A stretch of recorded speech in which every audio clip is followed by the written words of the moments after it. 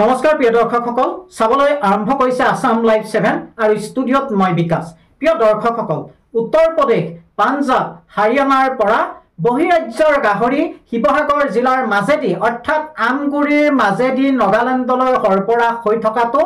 নতুন কথা নহয়। এই সম্পৰ্কত আমি পূৰ্বতেও বলিষ্ঠভাৱে সংবাদ পৰিৱেশন কৰিছিলোঁ আৰু আমি সংবাদ তুলি ধৰিছিলোঁ কেনেধৰণে বহিৰাজ্যৰ গাহৰিয়ে আমাৰ থলুৱা বেপাৰীসকলক মাধমাৰ দিছে, কেনেকৈ বহিৰাজ্যৰ পৰা অনা গাহৰিয়ে আমাৰ মাজত থলুৱা ব্যৱসায়টোৰ মাজত বেমাৰৰ বীজাণু কঢ়িয়াই আনিছে। আজি পুনৰবাৰ উত্তৰ প্ৰদেশ কানপুৰৰ পৰা এখন টেইলাৰ, বৃহৎ টেইলাৰ, 3 খলপীয়া এখন টেইলাৰে গাহৰি সৰবৰাহ কৰি অনাৰ সময়তে সদৌ অসম গাহৰি পালক সন্থাই আৰক্ষীৰ সহযোগত জাজিত বাধা দিয়ে।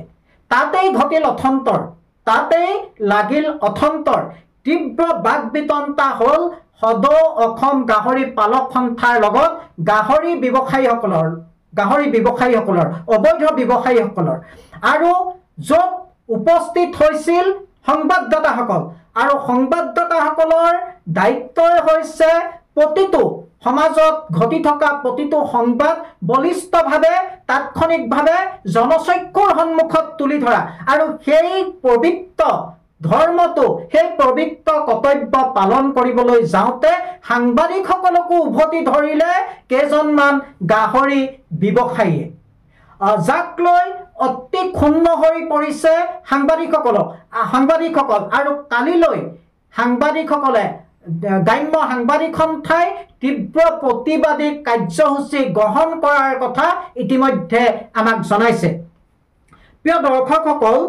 জানিব পৰা মতে সদৌ অসম গাহৰি পালক সন্থাই জানিবলৈ দিয়া মতে শিৱসাগৰ জিলাত বহিৰাজ্যৰ গাহৰি সৰবৰাহ কৰাটো জিলা প্ৰশাসনে বন্ধ ৰাখিছে। তাৰ পিছতো কাৰ বলেৰে বলিয়ান হৈ এইসকলে গাহৰি সৰবৰাহ কৰিছে আজিৰ দিনত ই এটা বৃহৎ প্ৰশ্ন। তাৰোপৰি সদৌ অসম গাহৰি পালক সন্থাই অভিযোগ উত্থাপন কৰিছে যে গাহৰি সৰবৰাহৰ বাবে যিসমূহ নথি পত্ৰৰ প্ৰয়োজন, পৰ্যাপ্ত পৰিমাণৰ নথি পত্ৰ তেওঁলোকৰ নাই। তৃতীয়তে সদৌ অসম গাহৰি পালক সন্থাই অভিযোগ কৰা অনুসৰি এইসকল যি বেপাৰী যে বহিৰাজ্যৰ পৰা অনা গাহৰি এওঁলোকে নগালেণ্ডলৈ সৰবৰাহ কৰে আৰু নগালেণ্ডৰ পৰা সৰু সৰু গাড়ীৰে আমগুৰিৰ লগতে জিলাখনৰ বিভিন্ন প্ৰান্তলৈ প্ৰেৰণ কৰাৰ গুৰুত্বৰ অভিযোগ উত্থাপন কৰিছে। য'ত আপোনালোকে আসাম লাইভ 7ৰ স্ক্ৰীণত আপোনালোকে দেখিছে কেনেধৰণে গাহৰি পাণ জপাদি জাপি অনা হৈছে, আৰু তেওঁলোকে কৰা অভিযোগ অনুসৰি ইয়াত মৃত গাহৰি আছে বুলি তেওঁলোকে সন্দেহ কৰিছে, ইয়াত বেমাৰী গাহৰি আছে বুলিও তেওঁলোকে সন্দেহ কৰিছে। এতিয়া আমগুৰিৰ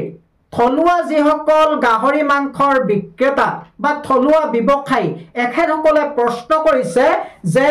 যি সময়ত জিলা প্ৰশাসনে গাহৰি সৰবৰাহ বন্ধ ৰাখিছে, বহিৰাজ্যৰ গাহৰি সৰবৰাহ, কাৰ শক্তিৰে বলিয়ান হৈ এখেতসকলে এনেধৰণৰ কাৰ্য পুনৰবাৰ সংগঠিত কৰি আহিছে, ই আজিৰ দিনত এক বৃহৎ প্ৰশ্ন। আসাম লাইভ 7ৰ স্ক্ৰীণত আপোনালোকে দেখিছে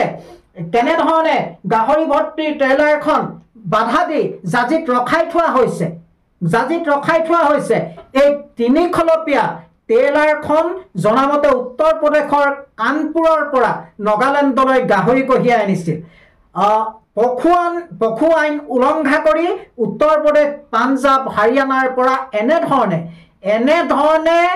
দিনৰ পিছত দিন ধৰি গাহৰি সৰবৰাহ কৰি আহিছে এইসকল ব্যৱসায়ীয়ে। ইয়াৰ পিছত চৰকাৰ সজাগ হ'বনে? ইয়াৰ পিছত চৰকাৰ সচেতন হ'বনে? ইয়াৰ পিছত আৰক্ষী প্ৰশাসনে গুৰুত্বপূৰ্ণ ভূমিকা গ্ৰহণ কৰিবনে? আপোনালোকে দেখিছে আজি শিৱসাগৰত জিলা প্ৰশাসনৰ ফালৰ পৰা নিষেধাজ্ঞা আৰোপ কৰাৰ পিছতো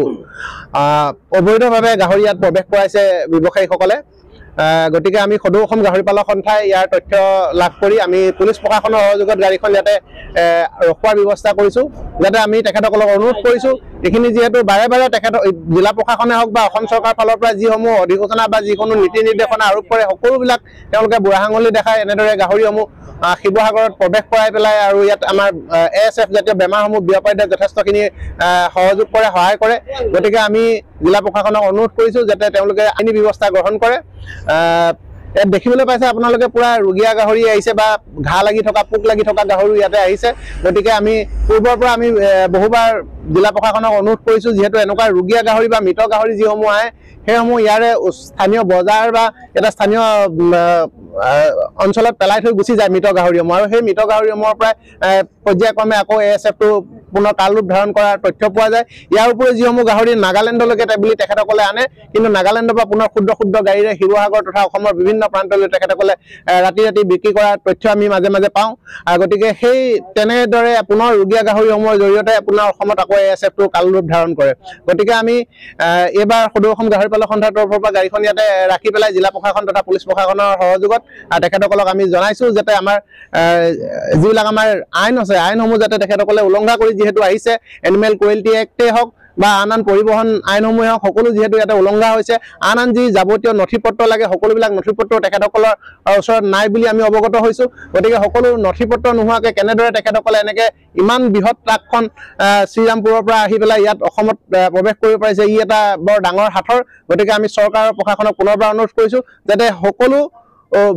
আইনৰ গণ্ডিলে গোটেই বস্তুখিনি আনি তেখেতসকলে যাতে ইয়াৰ উচিত এটা বিচাৰ কৰে